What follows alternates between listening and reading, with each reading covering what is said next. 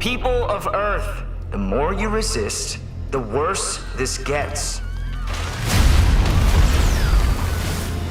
And if you think you can stop us, don't forget, I'm...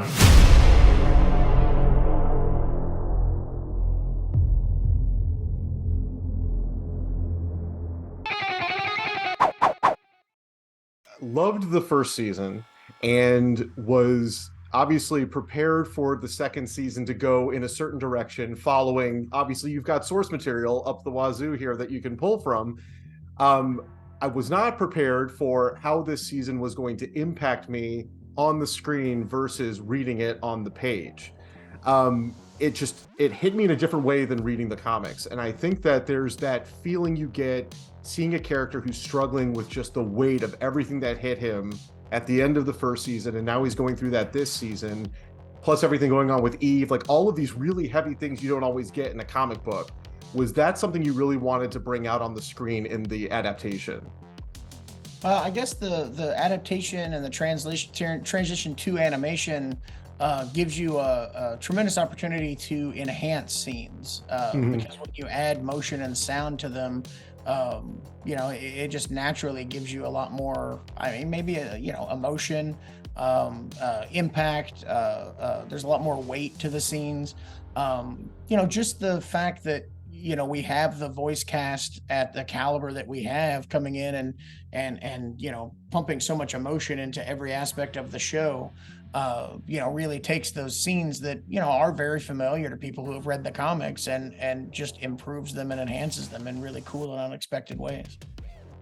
So when you bringing The Walking Dead to screen, obviously going from drawings to live action, you've got a different leap that you're going with. People are going to criticize every casting decision, every change to plot that you've read in the comics to the screen. Did that feel different with an animated project not going to live action? Did you feel the same kind of responsiveness, or did people respond the way you were expecting them to? I don't know. I mean, I think I don't know. I never take anything for granted, and I certainly never move into anything going, oh, this is definitely going to be a success. So in that respect, no one responded the way I thought they would, because the show ended up being a lot more like well received and successful than I could have anticipated. So that was a nice surprise. I think that I don't know. I mean, the fan base is invested in what we're doing. And I think that is a blessing. And sometimes it can be a little bit of a burden, but I think that you need to just recognize the amazing position you're in to have a fan base that is putting that pressure on you. And so, we're trying to cast people that excite us, that we think will portray these characters in an interesting way. And and we're fortunate that the fan base has responded so positively to every casting choice. But it's not something that we, it's not something that we really worry about. Like, I think that, we're, as invested in these characters as the fan base is. And I think that in that respect, we're all kind of aligned. And so I do feel like I have the latitude to just do stuff that I think is, cool. So far that process is working. And I gotta ask, because I know that it's kind of one of those marks of reaching a certain plateau in pop culture when you get a character in a video game like Mortal Kombat. So having OmniMan show up in that game, was that something that was like, this is awesome, I'm actually playing as OmniMan? Like, did that change seeing him in 3D versus seeing him in 2D? Yeah, I mean, it's crazy what the team at NetherRealm and Ed Boon have been able to do. They've taken so much inspiration from the show. Even just minor moves that he has are taken from, like, if you've seen the trailer, like he does a spine grab that's just like the way he kills Donald, and he does a leg throw that's just like the way he kills Darkwing, and there's all kinds of other things that come into play that are pulled directly from the show that are really cool. It's been an insane couple years, and there've been days where I've worked with Peter Cullen and Ed Boon on the same day, which is absolutely bizarre and really cool. But it's just been really nuts over here seeing everything that we're doing on the show and all the different tie-ins and things that, people still don't even know about that are coming. But this Mortal Kombat thing is a real high note for me. I mean, Mortal Kombat, big part of my life. So to have a character that's actually in that game is a real dream come true. And the decision with this season to split it into the two halves, was that something that was decided in advance? Like, we want to have a natural break point here and save the other half of the episodes, or how did that decision come about? It was something that occurred organically over the production process. We knew that the show was taking the time that it was taking to produce, and we also noticed this natural narrative break where the fourth episode kind of seemed like a mini finale, or not even a mini finale, to be completely honest. With that week cadence, the weekly release cadence, I think that it's really great for community building. I'm personally very against like when you drop an entire season at one time, because Right. there's no conversation that can be had amongst the fan base, because the conversations are always, are you on episode 2? I'm on episode 4. Okay, we can't talk. And that's really frustrating. And so by limiting that cadence to weekly, you actually get people that are always on the same page, that are able to actually converse and discuss and anticipate in a really cool way. And I think by breaking the season and having the, indeterminate, very short period of time between the first and the second half, you're actually giving the audience time to digest and really, over that holiday break, like, talk about what they've experienced and anticipate what's coming. Because of the way that the first season was released, we got the first season, and then there was that special one-off episode that we got. Are there any future one-offs that are planned? We really like how that Adam Eve episode turned out, and there are a lot of characters that I think could use that kind of treatment, but it's really a matter of, finding the budget for the extra episodes and finding the time to produce the extra episodes. If that's something that we can accomplish, I could see us doing more of those in the future, but we'll just have to see.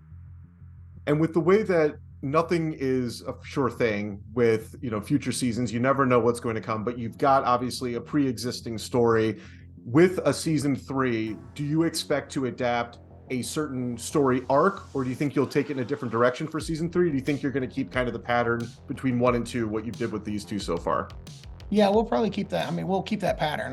Season 2 is written, the voice acting is done, or season 3 is written, the voice acting is done. It's all being animated right now, which is a very long process, but we're very far along on season 3.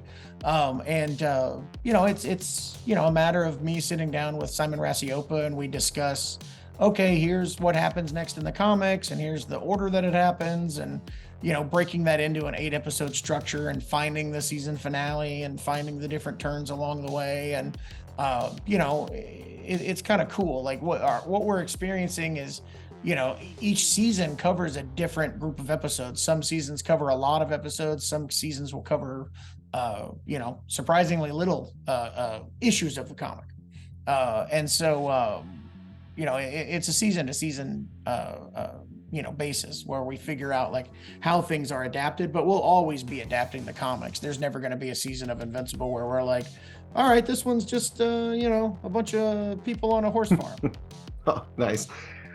So I had a favorite scene in these first episodes, and so obviously the first episode has some crazy moments. My favorite scene has just got to be seeing Invincible flying to Karma Police. That's just such a great moment. It was such a cool little scene. And you can't give away any spoilers, obviously, but was there any scene that you watched in these first 4 episodes that you saw and it just struck you as, wow, that was awesome?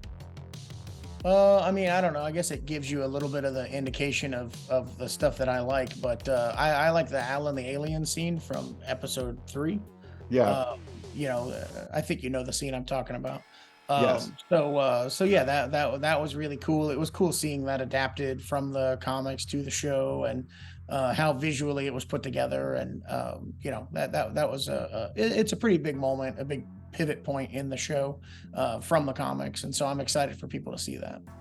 Awesome. And I think you've gotten some really cool voice actors, some actors that you've worked with in the past that you've collaborated with in different capacities. Was there anybody this season that you got that you were like, yes, we got this person, I know they're gonna nail it? Yeah, Peter Cullen was a big one. That was somebody that I didn't know that we'd be able to pull off Sterling K. Brown was important because I don't know who else could have done that role. It's a big world. I'm sure we would have found somebody and been excited about them, but Sterling was somebody that we had kind of pinned our hopes and dreams on for that for Angstrom Levy, and I had kind of invested my mental energy into him as Angstrom Levy, so much so that I felt like I was hearing him when we were working on the scripts. And so if that hadn't worked out, like that would have, been devastating. But so when he agreed, that was a real relief, because he really is the backbone of the season, and I don't know how we would have done it without him. He's awesome, and I'm not going to give any spoilers away, but obviously that plot element, some people may have seen it in some other comic book world so far. I think you nailed it here. This is my favorite version of that, and congratulations. I can't wait for people to check out the season. Thank you so much for your time today. Oh, thank you. That was great talking to you. You too.